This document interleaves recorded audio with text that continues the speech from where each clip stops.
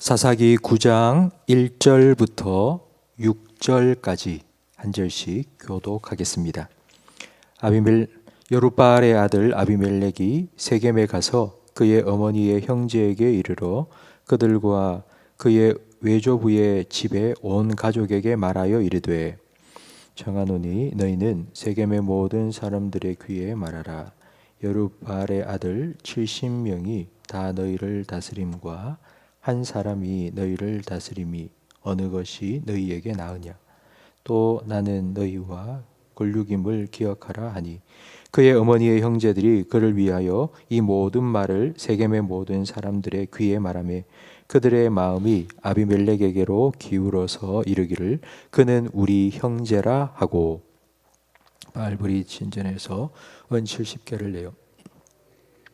아비멜렉이 그것으로 방탕하고 경박한 사람들을 사서 자기를 따르게 하고 오브라에 있는 그의 아버지의 집으로 가서 여룻바알의 아들 곧 자기 형제 70명을 한 바위 위에서 죽였으되 다만 여룻바알의 막내 아들 요담은 스스로 숨었으므로 남으니라. 세겜의 모든 사람과 밀로 모든 족속이 모여서 세겜에 있는 상수리 나무 기둥 곁에서 아비멜렉을 왕으로 삼으니라. 아멘. 기드온 하면 300용사가 제일 먼저 떠오릅니다. 하지만 그 기드온의 뒷이야기도 있습니다. 8장 30절 말씀에 보면 기드온에게는 아내가 많이 있었고 그 아내들로부터 아들만 70명 낳았습니다. 그리고 아내들뿐만 아니라 첩도 두었는데 그 첩을 통해 낳은 아들이 아비멜렉입니다.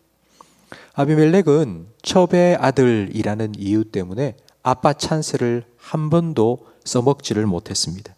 오늘 우리가 함께 읽은 9장 1절 말씀에 아비멜렉은 세겜에 갔는데 그 세겜은 자기 외갓집입니다. 그 외가 사람들을 충동질했습니다.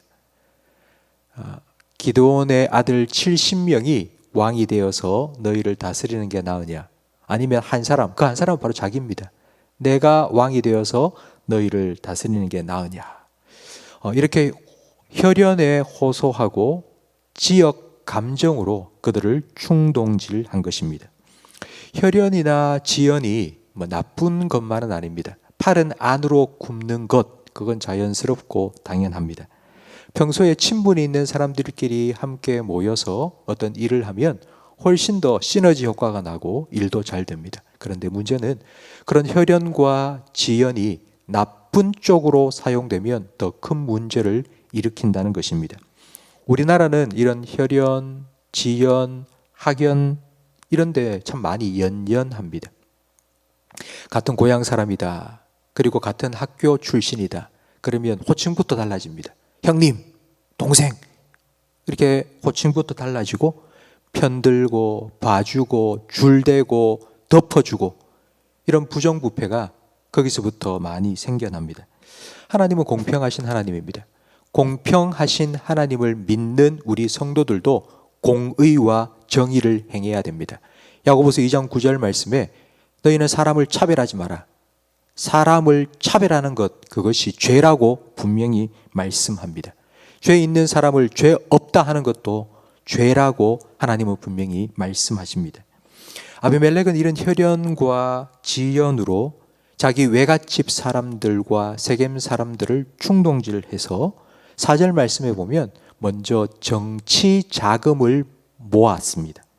그 돈으로 방탕하고 경박한 건달, 깡패들을 사서 자기 아버지 집으로 가서 자기 아버지의 아들 이복 형제 70명을 죽였습니다. 이스라엘 역사 속에 다른 곳에서는 찾아볼 수 없는 아주 끔찍하고 잔인한 형제 살육을 일으킨 것입니다. 아비멜렉이 왜 이런 괴물이 되었겠습니까? 첩의 아들이라는 이유 때문에 자기 이복 형제들에게 계속해서 차별당하면서 마음속에는 나는 왜 첩의 아들로 태어났지? 라는 열등감이 생겼고 그 열등감은 자기를 계속 차별하고 업신여기는 자기 이복 형제 70명에 대한 분노심으로 바뀌었습니다. 그리고는 결국 기회가 주어지자 그 70명의 이복 형제를 한 바위 위에서 죽이는 아주 잔인함으로 나타났습니다. 우리가 잘 알고 있는 이와 똑같은 사람이 한 명 더 있습니다. 그 사람이 바로 히틀러입니다. 히틀러는 어릴 때 아주 가난하게 자랐습니다.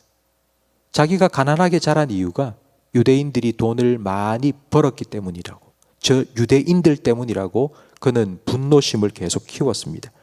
그리고 기회가 되자 570만 명의 유대인을 학살했습니다. 한 사람의 상처가 인류 역사에 큰 아픔으로 남았습니다. 그런데 여러분, 이 세상 살아가는 사람 중에 뭐 상처와 아픔이 없는 사람이 어디 있습니까? 모든 사람 다 하나쯤은 상처와 아픔을 다 품고 살아갑니다. 그렇기 때문에 이 상처와 아픔을 어떻게 처리하는가가 더 중요합니다. 아비멜렉이나 히틀러처럼 그 상처를 왕관으로 뒤집어 씌운다고 해결되는 것은 결코 아닙니다. 오히려 더 위험해질 뿐입니다. 몸이 아프면 무릎이 아프다, 허리가 아프다, 속이 아프다, 그러면 병원에 가서 진찰을 받고 치료를 받습니다. 그렇다면 우리 마음이 아프면 어디로 가야 될까요? 우리 마음의 상처와 아픔의 치료자 되신 예수님께로 가야 됩니다. 예수님은 사람들에게 조롱당하고, 그리고 제자들에게 배신당하고, 그리고 아버지 하나님께 버림당하셨습니다. 예수님은 마음의 상처와 아픔이 무엇인지를 누구보다도 잘 아십니다. 예수님께서 길 가실 때 한 나병 환자가 예수님께 가까이 다가와 나를 좀 고쳐주십시오라고 간청했습니다. 그때 예수님께서 이렇게 말씀하셨습니다. 그냥 말씀하신 게 아니라 예수님께서 손을 내밀어 그에게 대시며 이르되 내가 원하노니 깨끗함을 받으라 하시니 즉시 그의 나병이 깨끗하여 진지라. 그냥 나아라 말씀만 하실 수도 있었습니다. 그런데 굳이 예수님은 손을 내밀어 그에게 대셨습니다. 그 나병 환자로 진물이 줄줄 흐르는 그의 몸에 직접 손을 대셨습니다. 왜냐하면 나병에 걸려서 오랫동안 고통당하는 동안 그 어느 누구도, 심지어는 자기 가족도 자기 몸에 손을 대준 적이 없는데 예수님께서는 그의 몸에 직접 손을 대주셔서 그 마음의 상처를 어루만져 주신 겁니다. 삭개오를 만나서도 오늘 내가 너의 집에 유하여야 되겠다, 굳이 예수님께서는 그의 집에 찾아가 그와 함께 먹고 마시셨습니다. 왜냐하면 그의 마음의 아픔을, 외로움을 달래주기, 어루만져 주시기 위함입니다. 여러분, 우리 영혼의 치료자, 의사이신 예수님께 여러분이 혹시라도 품고 있는 그 마음의 아픔이나 상처가 있다면 내놓으세요. 사람들에게는 말할 수 없는 것, 그 예수님께는 다 내놓으시면 됩니다. 그거 담아두면 암이 됩니다. 영혼의 암이 됩니다. 그게 나만 아픔으로 끝나는 것이 아니라 그것 때문에 주변에 있는 다른 사람들까지도 아프게 만듭니다. 그렇기 때문에 주님 앞에 가지고 나와 주님 앞에 내어 놓으십시오. 조개 안에 이물질 하나가 들어오면 계속 그 이물질을 감싸고 감싸서 아주 영롱한 진주로 만들어지는 것처럼 우리가 예수님께 우리의 아픔, 우리의 마음의 상처 내어놓으면 예수님께서는 예수님의 사랑과 위로로 그 상처를 감싸 주셔서 아주 영롱한 진주와 같이 만들어 주실 겁니다.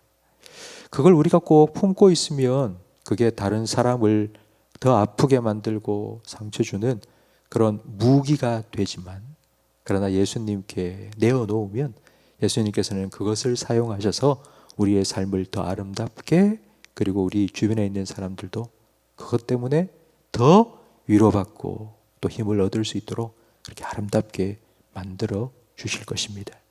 성도 여러분, 예수님 우리의 영혼의 의사시고 우리 마음의 상처를 치료해 주시는 분입니다.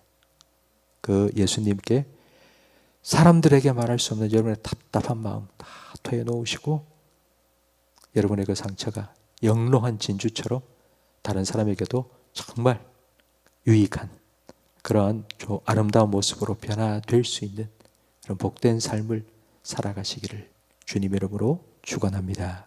기도하겠습니다.